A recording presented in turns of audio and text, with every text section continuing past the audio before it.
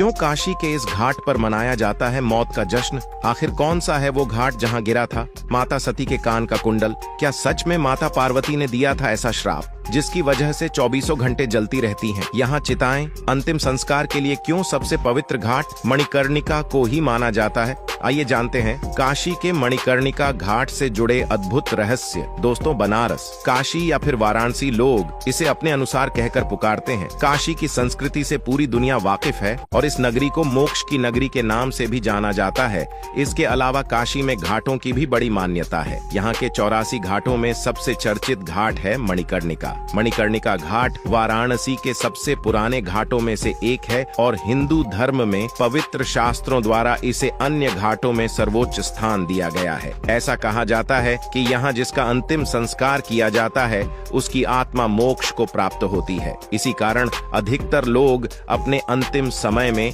इसी घाट पर आना चाहते हैं। यानी इस स्थान पर अंतिम संस्कार होने पर व्यक्ति की आत्मा सीधे स्वर्ग को प्राप्त होती है। मणिकर्णिका घाट में चिताओं के दहन और अंतिम संस्कार की एक पुरानी पौराणिक कथा प्रचलित है। साथ ही इस कहानी में इस घाट का मणिकर्णिका नाम कैसे पड़ा, इसका भी कारण बताया गया है। दरअसल दोस्तों, जब सती ने अपने पिता के अपमान की वजह से अग्नि में कूद गई थीं, तो भगवान शिव उनके जलते हुए शरीर को हिमालय तक ले गए, जहां भगवान विष्णु ने भगवान शिव की दुर्दशा को देखकर अपना सुदर्शन चक्र देवी आदि शक्ति के जलते हुए शरीर पर फेंका, जिससे उनके शरीर के 51 टुकड़े हो गए। जहां जहां उनके शरीर के टुकड़े पृथ्वी पर गिरे, वहां वहां शक्तिपीठ घोषित किया गया। उसी समय मणिकर्णिका घाट पर माता सती की कान की बालियां गिरीं और इसलिए इसे एक शक्तिपीठ के रूप में स्थापित किया गया और इसका नाम मणिकर्णिका रखा गया, क्योंकि संस्कृत में मणिकर्ण का अर्थ कान की बाली है। इसके अलावा हिंदुओं के लिए इस घाट को अंतिम संस्कार के लिए सबसे पवित्र माना जाता है, क्योंकि मणिकर्णिका घाट को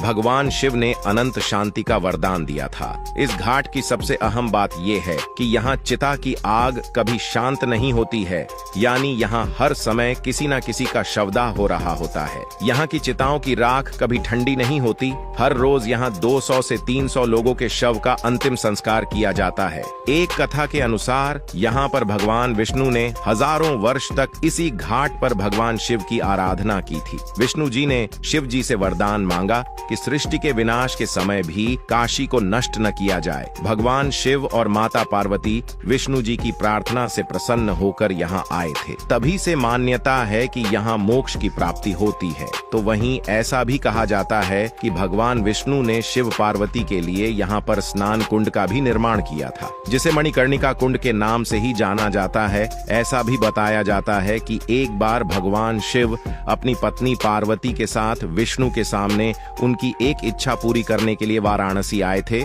तब भगवान विष्णु ने उनके स्नान के लिए गंगा तट पर एक कुआं खोदा था। वहीं जब भगवान शिव इस कुंड में स्नान कर रहे थे तो उनके कान की बाली से एक मणि कुएं में गिर गई, जिसकी वजह से इस कुंड को मणिकर्णिका कुंड कहा जाने लगा। तो दोस्तों, गंगा किनारे बसे मणिकर्णिका घाट की ये जानकारी इस वीडियो के माध्यम से शेयर जरूर करें।